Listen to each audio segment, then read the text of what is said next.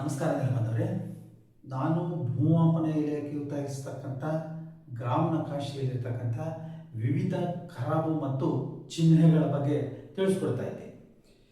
ಈ ದಿನ ನಾನು ಅರಣ್ಯ ಗಡಿ ರೇಖೆ ಬಗ್ಗೆ ತಿಳಿಸ್ಕೊಡ್ತೀನಿ. ನಕಾಶೆಯಲ್ಲಿ ತಾವು ಕಾಣ್ಬೋದು, ಇದು ಅರಣ್ಯ ಗಡಿ ರೇಖೆ ಆಗಿರುತ್ತೆ. ಈ ರೀತಿ ಬಾಕ್ಸು ಲೈನ್ ಮೂಲಕ ಇದನ್ನ ಗುರುತಿಸಲಾಗಿದೆ. ಇಲ್ಲಿಯೂ ಸಹ ತಾವು ನಿಖರವಾಗಿ ಈ ಅರಣ್ಯ ಗಡಿ ರೇಖೆಯನ್ನ ಕಾಣಬಹುದಾಗಿರುತ್ತೆ. ಬ್ರಿಟಿಷ್ನವರು ಭಾರತಕ್ಕೆ ಬಂದ ಸಮಯದಲ್ಲಿ ಭಾರತದ ಜನಸಂಖ್ಯೆ ಕೇವಲ 18 ಕೋಟಿ ಮಾತ್ರ ಆಯಿತು. ಸಾಕಷ್ಟು ಅರಣ್ಯ ಪ್ರದೇಶ ಇತ್ತು, ಮರಗಿಡಗಳು ದಟ್ಟವಾಗಿದ್ದವು.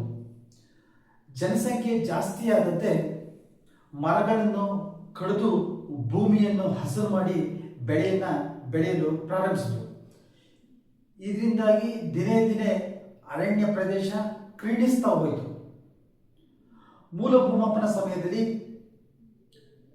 ಮಳೆ ಮತ್ತು ಬಿಸಿಲನ್ನು ಲೆಕ್ಕಿಸದೆ ಥಿಯೋಡಲೈಟ್ ಮತ್ತು ಸರಪಳಿ ಬಳಸಿಕೊಂಡು ಕೋನ ಮತ್ತು ಉದ್ದದ ಅಳತೆಯನ್ನು ಮಾಡಿ ತಾಂತ್ರಿಕವಾಗಿ ಅರಣ್ಯ ಪ್ರದೇಶವನ್ನು ಅಳತೆ ಮಾಡಿ ದಾಖಲೆಗಳನ್ನು ತಯಾರಿಸಲಾಗಿದೆ.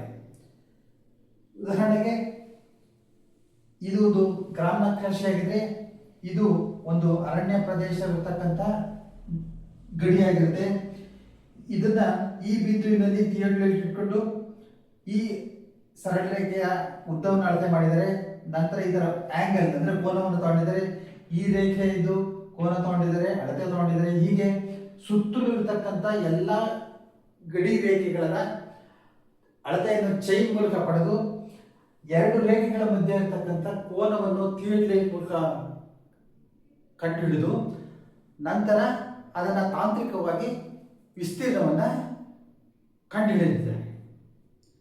ಕರ್ನಾಟಕದಲ್ಲಿ ಒಟ್ಟು ಈಗ ಭೂಪ್ರದೇಶದಲ್ಲಿ 20.11% ಮಾತ್ರ ಅರಣ್ಯ ಇರೋದನ್ನ ತಾವು ಕಾಣಬಹುದಾಗಿದೆ.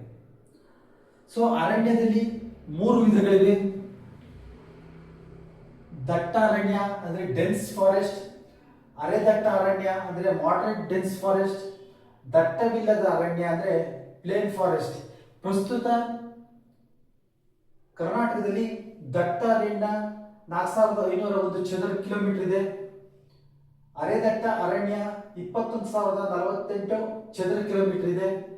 ದಟ್ಟವಿಲ್ಲದ ಅರಣ್ಯ 13,026 ಚದರ ಕಿಲೋಮೀಟರ್ ಇದೆ. ಒಟ್ಟು ಕರ್ನಾಟಕದಲ್ಲಿ 38,578 ಚದುರ ಕಿಲೋಮೀಟರ್ ಮಾತ್ರ ಅರಣ್ಯ ಇದೆ. ಇನ್ನು ರಾಷ್ಟ್ರೀಯ ಮಟ್ಟದಲ್ಲಿ ನ್ಯಾಷನಲ್ ಪಾರ್ಕ್ ಅಂತಂದ್ರೆ ಭಾರತ ಸರ್ಕಾರ ಎಲ್ಲ ರಾಜ್ಯಗಳಲ್ಲೂ ನ್ಯಾಷನಲ್ ಪಾರ್ಕ್ ಎಷ್ಟಿದೆ ಅನ್ನೋದನ್ನ ಗಣನೆ ಮಾಡಿದೆ. ಅದರ ಪ್ರಕಾರ ಕರ್ನಾಟಕದಲ್ಲಿ ನಾಗರಹೊಳೆ, ಬನ್ನೇರುಘಟ್ಟ, ಬಂಡೀಪುರ, ಕುದುರೆಮುಖ, ಅಂಶಿ ಒಟ್ಟು 5 ನ್ಯಾಷನಲ್ ಪಾರ್ಕ್ ಅಂದರೆ ರಾಷ್ಟ್ರೀಯ ಉದ್ಯಾನವನಗಳನ್ನು ತಾವು ಕಾಣಬಹುದಾಗಿದೆ. ನೆಲಮಾಪನಕ್ಕೆ ಸಂಬಂಧಪಟ್ಟಂತೆ ಎಲ್ಲ ವಿಡಿಯೋಗಳು ಫೇಸ್ಬುಕ್ ಹಾಗೂ ಯೂಟ್ಯೂಬ್ನಲ್ಲಿ ಲಭ್ಯವಿದ್ದು ತಾವು ನೆಲಮಾಪನ ಎಂದು ಸಬ್ಸ್ಕ್ರೈಬ್ ಆಗಿ ವೀಕ್ಷಿಸಬಹುದಾಗಿದೆ. ಮುಂದಿನ ಸಂಚಿಕೆಯಲ್ಲಿ ಮತ್ತೊಂದು ಭೂಮಾಪನದ ವಿಷಯದ ಬಗ್ಗೆ ತಿಳಿಸ್ಕೊಡ್ತೀನಿ. ಅಲ್ಲಿವರೆಗೂ ನಮಸ್ಕಾರ.